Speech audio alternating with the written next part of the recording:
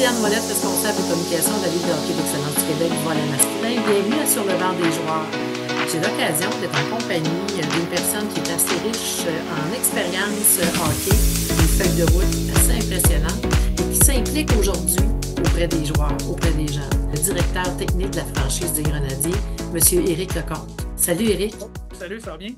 Ça va très bien. Merci d'avoir accepté cette entrevue. Comment ça a commencé le hockey chez toi? À quel âge que ça a commencé? Comme plusieurs Québécois, très tôt, là, je me rappelle qu'à 3 4 ans, j'ai déjà commencé à jouer au hockey. Moi, je suis un petit gars de Montréal, dans le fond, donc j'ai joué mon hockey mineur à Montréal. À l'époque, ben, on faisait du hockey pas 12 mois par année, du baseball l'été, donc j'étais très actif. Ce que je me rappelle, puisque mes parents me disent aussi, j'étais très passionné, très, très jeune, puis je voulais pas en manquer une, puis ça a vraiment suivi son cours.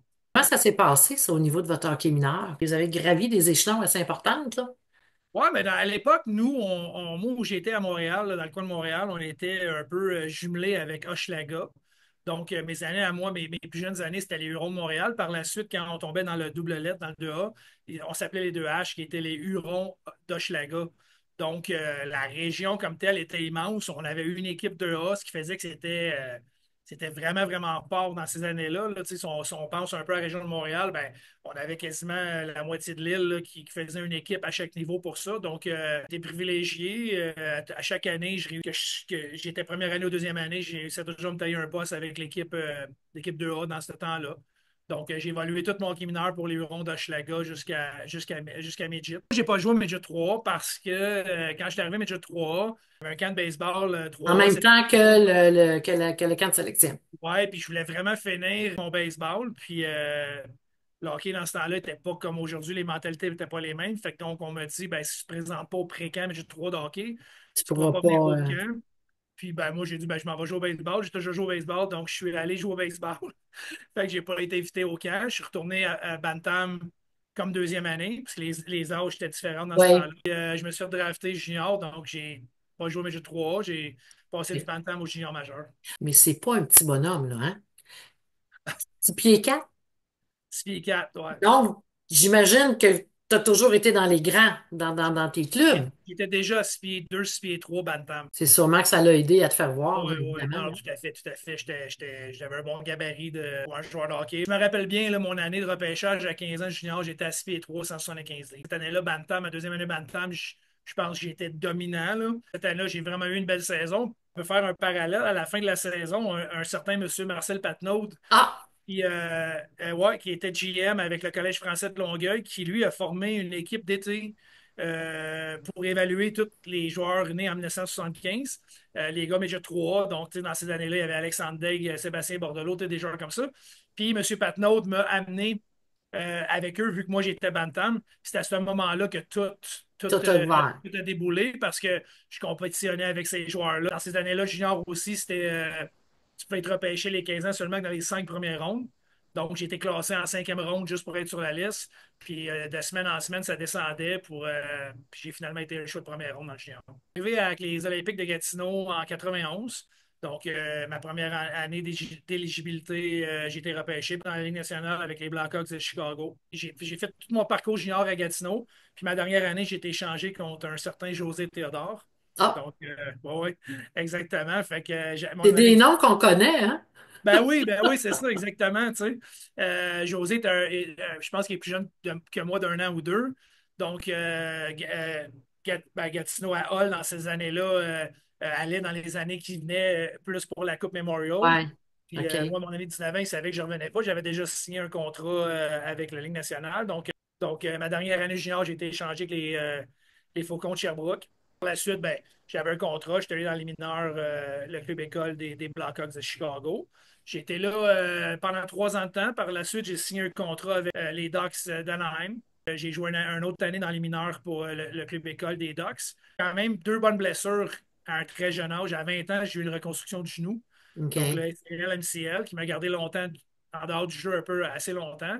Puis par la suite, j'ai eu une blessure à une épaule. Donc, à 24-25 ans, j'ai eu une offre pour aller en Europe. J'avais la chance d'avoir un contrat dans la Ligue américaine ou d'aller en Europe. J'ai fait une carrière de 11 ans en Europe. Maintenant, vous êtes directeur dans la LHEQ. Aujourd'hui, là, c'est quoi votre regard avec toute l'expérience que vous avez? Mon garçon, c'est un 2007. Il a passé par la LHEQ. Dès qu'il a eu une chance de rentrer au secondaire 1, il faisait partie de la structure des Grenadiers.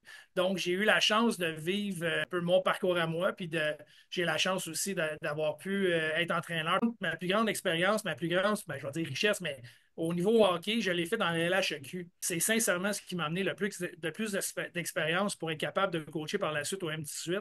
J'ai vécu tellement de choses, appris à comprendre avec les jeunes, d'évoluer avec les jeunes, puis les voir grandir. Puis ça a fait que aujourd'hui, je perçois que l'expérience que j'ai prise, je l'ai pris beaucoup, beaucoup dans ces dans ces niveaux-là. années-là. J'ai vécu totalement, totalement. Quand j'ai commencé à coacher, on avait des équipes dans ce temps-là. Dans le fond, ça s'appelle College Harrington.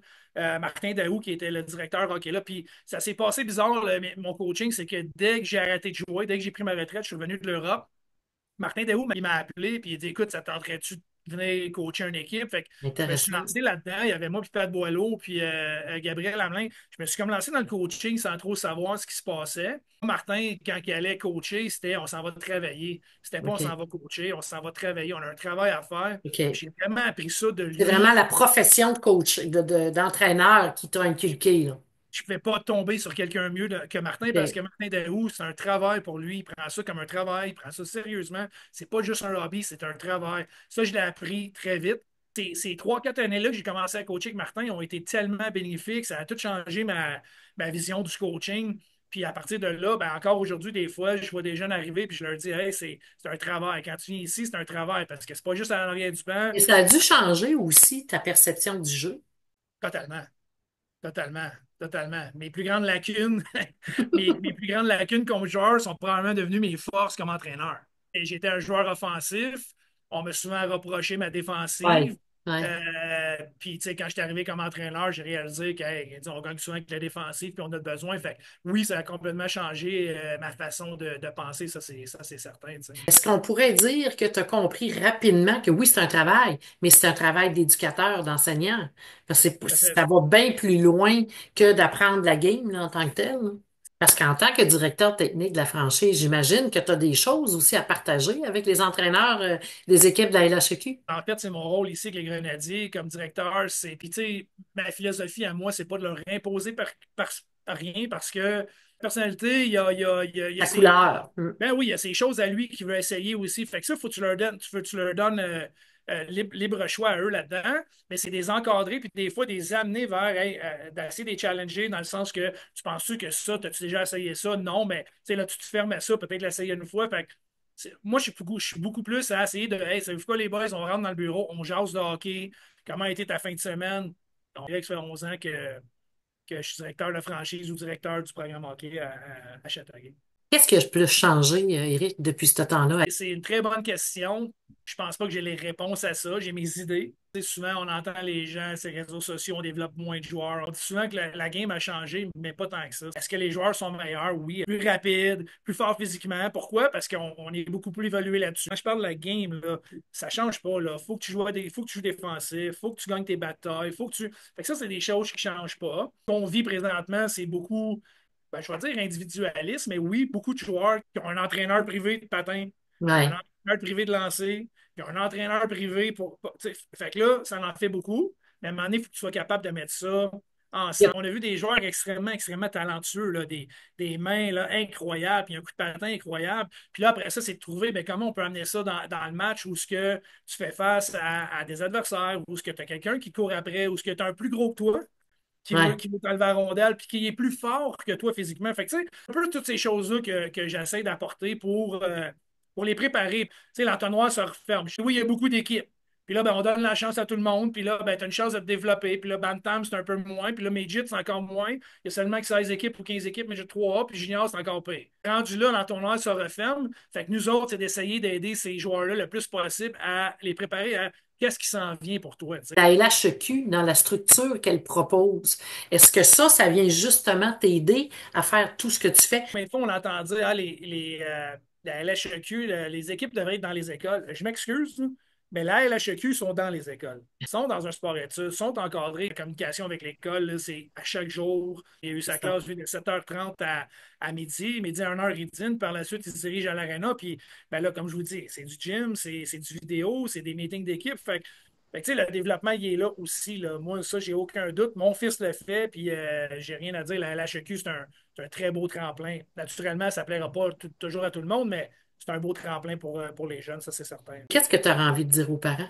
Oh boy, j'en suis un. C'est aux parents de dire, ben, soyez patients, les encourager. Puis si votre enfant fait les bonnes choses, l'éthique de travail, l'éthique humaine, puis ça va payer. Ça va payer parce que si ton jeune est dans le gym, il fait ce qu'il a à faire, si est sur la glace, le jour présent, puis il travaille, en bout de ligne, tout le monde va le voir. On dit souvent les bonnes têtes de hockey à la fin voient ces affaires-là, mais ça, j'y crois de plus en plus. Tu sais. T'es totalement passionné, là. Le hockey, t'aimes ça, là. J'y ai pensé souvent de prendre du recul, puis je ne serais pas capable. On dirait que ça fait partie de moi. Tu sais, comme je parle de hockey tout le temps, c'est notre sport national, puis je l'ai dans le sang. Tatoué. Je l'ai tatoué, je l'ai dans le sang, c'est certain, certain, certain. Ben, tant mieux pour les joueurs qui sont en mesure de te côtoyer, parce qu'effectivement, cette passion-là, tu leur transmets du bagage, tu as des connaissances, tu as des compétences, puis c'est Ouais, les jeunes qui en profitent, aux entraîneurs aussi. On va te remercier pour le beau travail que tu fais, puis surtout continue à être là et continue d'être un passionné comme ça. merci C'est beaucoup. vraiment beau. Merci encore.